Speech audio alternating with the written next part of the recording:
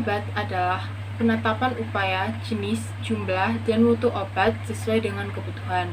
Dan tujuan dari perencanaan obat adalah untuk menghindari kekosongan obat tersebut.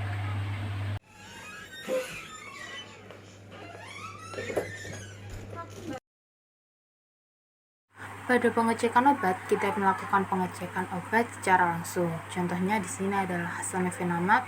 Di sini samifenamat tinggal 1 strip atau 10 tablet. Dan di sini juga ada salah satu contoh bahan medis habis pakai adalah speed 5 cc, 10 cc, dan juga ada needle dan ada kateter. Begitupun dengan obat-obat lainnya sesuai dengan penggolongan obat. Dan di sini juga ada ampul. Contohnya adalah ranitidin injeksi, lalu ada gentamisin injeksi, dan juga ada sevotacin. Di situ juga ada stiker Lassa Hack-Up. Selain itu, kita bisa mengecek kembali melalui komputer obat apa saja yang habis. Kita cek sesuai dengan data-data komputer sesuai atau tidak. Setelah melakukan pengecekan pada data komputer, lalu kita menuliskan pada buku defekta.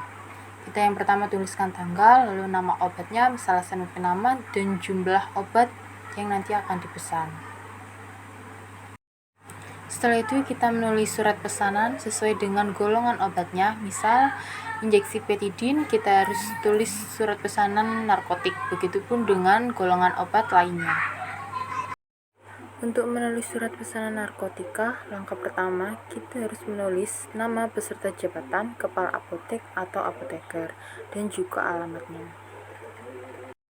Yang kedua, menuliskan mengajukan pesanan narkotik, tulis nama distributornya beserta alamat dan nomor telepon, lalu obat yang ingin dipesan yaitu injeksi petidin 10 ml 10 ampul. Yang ketiga, menuliskan narkotika yang digunakan untuk apotek yang dituju, misalnya IFRS rumah sakit, kemudian alamatnya. Yang terakhir adalah penulisan kota dan tanggal, lalu tanda tangan dan stempel, dan juga nomor SIK-nya. Untuk penulisan surat pesanan psikotropik masih sama dengan narkotika, dituliskan dengan nama, jabatan, dan juga alamat rumahnya. Yang kedua, kita menuliskan pengajuan permohonan kepada nama distributor PBF yang dituju, kemudian alamat dan juga nomor telepon, kemudian penulisan nama obat. Di sini psikotropika boleh menuliskan lebih dari 1 item obat. Jadi untuk untuk yang narkotik tidak boleh menuliskan lebih dari 1 obat. Jadi harus 1 item obat untuk yang narkotika. Kemudian yang ketiga, penulisan untuk apotek yang dituju. Misal di sini ada IFRS Rumah Sakit Bunda dan Anda dan juga alamatnya. Jalan Ketintang Wiyata 81 Surabaya. Dan yang terakhir di sini penulisan kota dan tanggal, lalu ada nama pemesan, tanda tangan, dan juga stempel. Di sini menuliskan surat pesanan reguler atau surat pesanan untuk tablet sirup. Yang pertama menuliskan PBF yang dituju atau nama pabrik yang dituju, kemudian menuliskan nama barang atau nama obat yang sudah ditulis pada buku defekta tadi, kemudian juga menuliskan jumlah obat yang ingin dipesan, dan yang terakhir menuliskan kota dan tanggal, lalu tanda tangan apoteker dan juga stempel apotek, nama dan juga nomor SIK apotek. Assalamualaikum warahmatullahi wabarakatuh. Di sini saya akan melakukan simulasi tentang pengadaan obat. Namun sebelum melakukan simulasi, saya akan menjelaskan sedikit tentang apa itu yang dimaksud dengan pengadaan obat. Pengadaan merupakan proses penyediaan obat yang harus dibayar, dan kualitas obat-obat yang diterima, informasi penggunaan obat, serta dapat diperoleh pada saat diperlukan.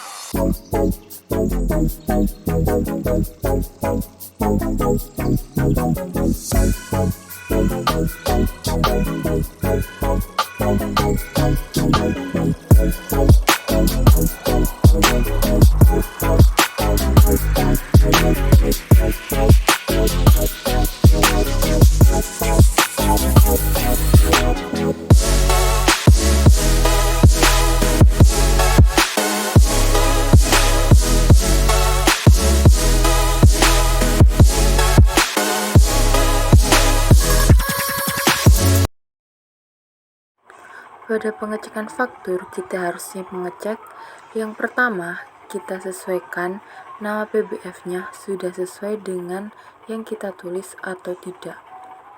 Di faktur ini kita menuliskan PBF-nya dari Kimia Farma. Kedua, memeriksa nama apotek, alamat apotek, nomor telepon apotek sudah sesuai atau tidak. Kemudian, memeriksa nama barang yang kita tulis di surat pesanan sesuai atau tidak. Memeriksa nomor batch pada fisik obat, kemudian mengecek nomor ED sesuai atau tidak, kemudian kemasan sesuai dengan kita tulis pada surat pesanan sesuai atau tidak, lalu mengecek jumlah sesuai atau tidak, kemudian jika sudah selesai semua, kita tanda tangani sebagai penerima beserta stempel apotek. Pada faktur narkotika, yang menerima dan yang menandatangani adalah apotekernya sendiri. Jadi untuk penerimaannya sama seperti faktur lainnya.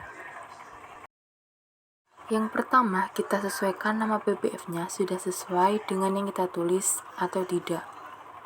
Kemudian yang kedua, memeriksa nama apotek, alamat apotek, nomor telepon apotek sesuai atau tidak. Kemudian, memeriksa nama barang yang kita tulis di surat pesanan sesuai atau tidak. Memeriksa nomor batch pada fisik obat, mengecek nomor ED sesuai atau tidak. Kemudian, kemasan kita tulis pada surat pesanan sesuai atau tidak. Kemudian, mengecek jumlah sesuai atau tidak. Jika semua sudah selesai, kita mengajukan tanda tangan kepada apoteker dan juga stempel apotek. Setelah mengecek faktur, kita menuliskan di buku penerimaan barang. Yang pertama, kita menuliskan barang yang sesuai dengan faktur. Kemudian, kita menuliskan penggolongan jenis obat, misalnya obat narkotika atau bahan medis habis pakai. Kemudian, menuliskan banyaknya obat yang dipesan atau yang kita terima. Jika semua sudah sesuai, kita centang. Kemudian kita meminta tanda tangan kepada petugas. Langkah selanjutnya kita akan checklist barang-barang yang sudah datang. Yang pertama kita menuliskan nama barang sama seperti sebelumnya. Kemudian menuliskan nomor faktur sesuai dengan faktur. Kemudian menuliskan banyaknya barang yang datang sesuai dengan faktur juga. Jika semua sudah sesuai, kita checklist. Setelah semua sudah diperiksa dan sesuai, lalu kita dicentang. Kemudian tidak lupa kita meminta tanda injeksi valisan B, nama obatnya. Kemudian ada sediaannya di sini ampul. Misalnya nanti ada tablet, ya kita tulis sediaannya adalah tablet.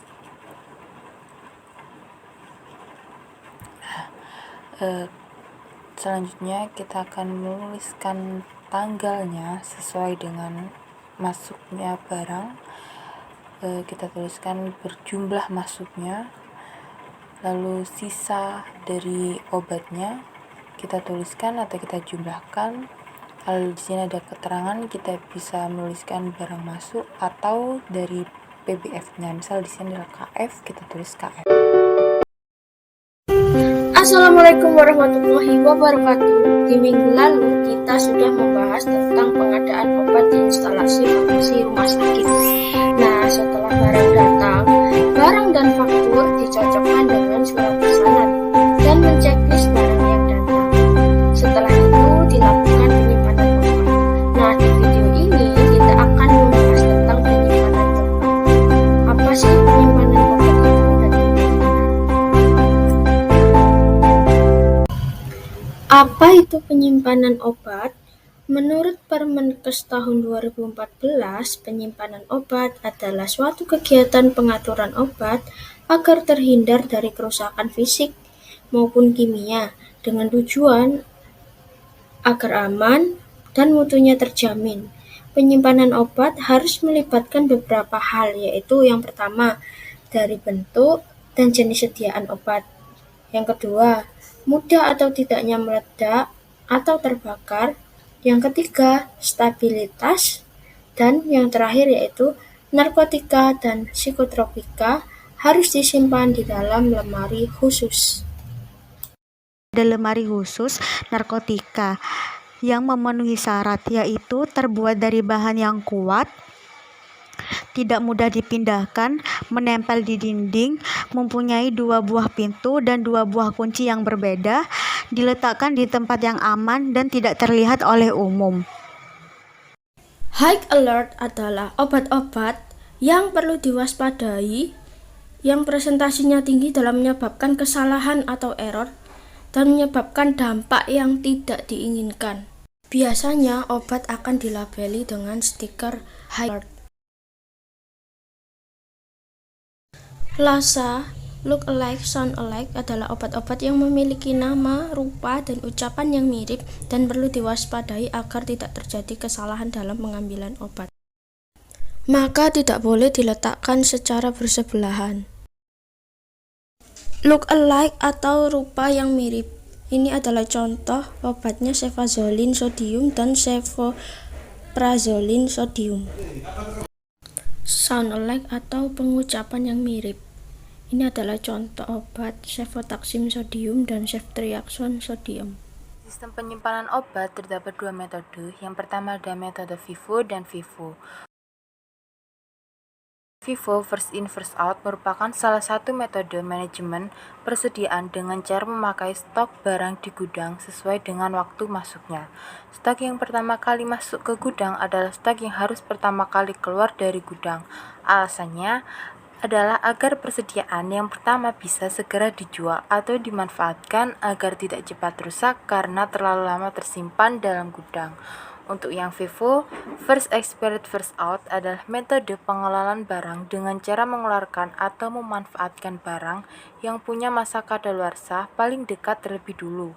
Semakin dekat tanggal kadaluarsanya, maka semakin cepat keluar dari gudangnya.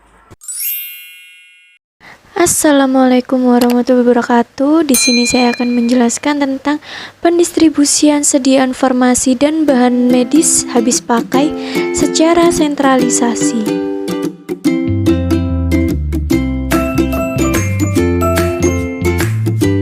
Pendistribusian merupakan kegiatan menyalurkan atau mendistribusikan perbekalan farmasi di rumah sakit untuk pelayanan individu dalam proses terapi bagi pasien rawat inap dan rawat jalan serta untuk menunjang pelayanan medis.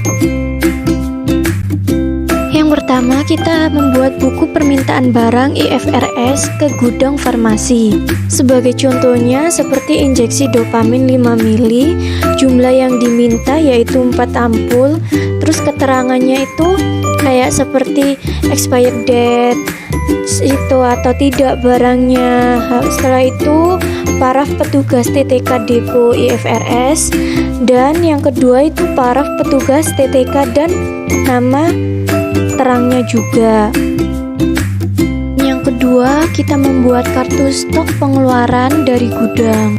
Contohnya seperti nama sediaan injeksi dopamin 5 mili, tanggal yang diterima waktu itu, terus keterangannya itu dari KF, masuknya itu 10 ampul, sisa 10 ampul, terus nomor batch-nya juga, ED-nya, tanda tangannya juga. Habis gitu, ini kan untuk kartu stok pengeluaran, jadinya pada saat pengeluaran barang juga harus tertulis pada tanggalnya pada saat itu, seperti contohnya tanggal 1 bulan 4 tahun 2022, keterangannya untuk dikirim ke IFRS. Pengeluarannya seperti tadi, ampul yang dibutuhkan injeksi dopamin 5 mili yaitu 4 ampul, dan sisa yang tertera tersebut adalah 6 ampul. Dan jangan lupa juga untuk tanda tangannya. Dan pada saat barang tersebut telah sampai di instalasi farmasi rumah sakit, itu juga harus dicek barangnya sesuai atau tidak. Terus setelah semuanya telah sesuai, jangan lupa untuk ditulis di kartu stok khusus instalasi farmasi rumah sakit. Contohnya itu seperti sediain injeksi dopamin 5 mili. Sisa barang minggu lalu itu tersisa 1 ampul, dan pada saat barang datang ternyata masuk 4 ampul. Jadi tanggal barang datang tersebut ditulis, keterangannya dari mana, contohnya seperti di atas, dari gudang farmasi, maksudnya itu sesuai dengan yang diminta, yang diterima yaitu 4 ampul. Sisanya itu ada 5 ampul karena ketambahan sisa yang minggu lalu. Terus nomor batch-nya ditulis, ED-nya ditulis, dan jangan lupa juga untuk tanda tangannya. Contoh di atas kartu stok tersebut itu sama seperti yang tadi cara penulisannya. Sistem individual prescription itu adalah kegiatan distribusi sediaan obat oleh IFRS sesuai dengan yang tertulis pada resep. Sistem distribusi ini diterapkan pada ruang tindakan medik dan non-medik. Seperti contohnya pada resep di atas. Yang diminta yaitu Proris sirup 1 diminum S3DD1. Untuk sistem one day dose itu dispensi definisikan sebagai obat-obatan yang diminta, disiapkan, digunakan, dan dibayar dalam dosis per hari dan berisi obat dalam jumlah yang telah ditetapkan untuk 1 hari pemakaian. Di resep contohnya di atas yaitu resep injeksi dopamin 5 mili 1 ampul. Kartu stok keluar berdasarkan resep dokter.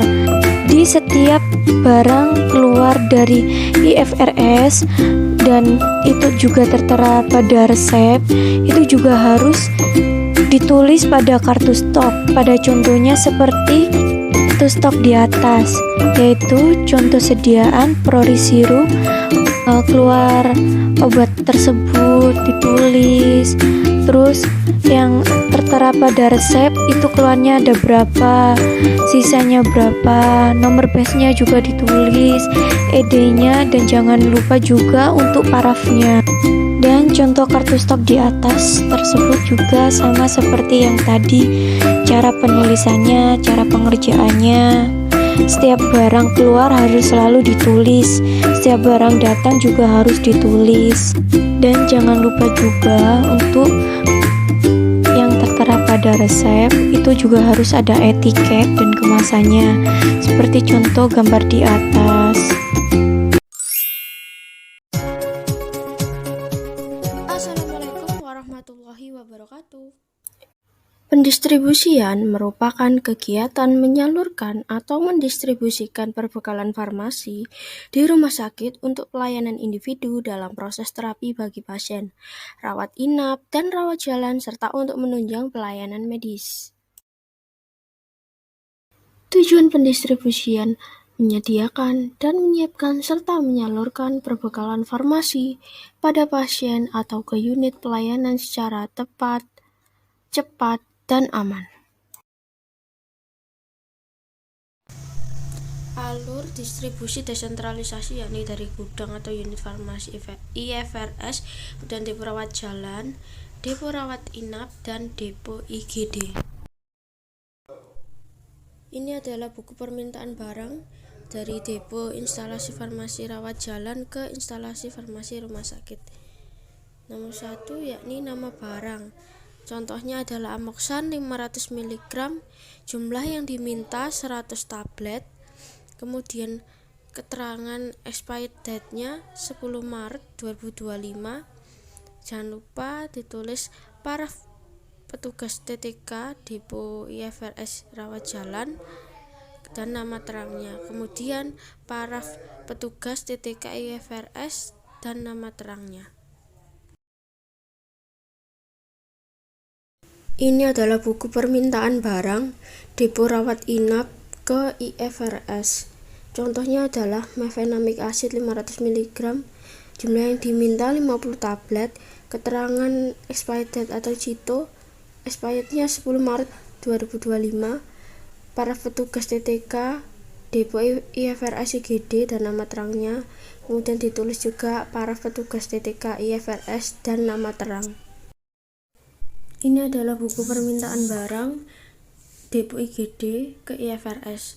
Contoh obatnya adalah injeksi aminofilin 200 mg, jumlah yang diminta 5 ampul, keterangan expired date-nya 10 April 2023 dengan keterangan CITO, kemudian diberikan para petugas TTK IGD dan nama terangnya, kemudian para petugas TTK IFRS dan nama terang. Ini adalah kartu stok pengeluaran barang di IFRS berdasarkan buku permintaan barang di depo IFRS, yakni Amoxan 500 mg keluar tanggal 12 bulan 4 2022 untuk depo rawat jalan. Ini adalah contoh resep rawat inap sistem UDD, yakni Becomse dan Amoxan 500 mg. Sedangkan ini adalah peresepan rawat inap floor stock, yakni Praxian Forte Syrup dan Becomse. Ini adalah contoh peresepan gawat darurat sistem emergency kit, yakni injeksi petidin, IV kateter, needle, dan PZ. Ini adalah kartu stok pengeluaran barang dari rawat inap sistem UDD pada tanggal 12 bulan 4 2022 kepada resipe rawat inap keluar 1 tablet, sisa 9 tablet, ED-nya 22 bulan 2 2025 dan ditandatangani. Ini adalah etiketnya.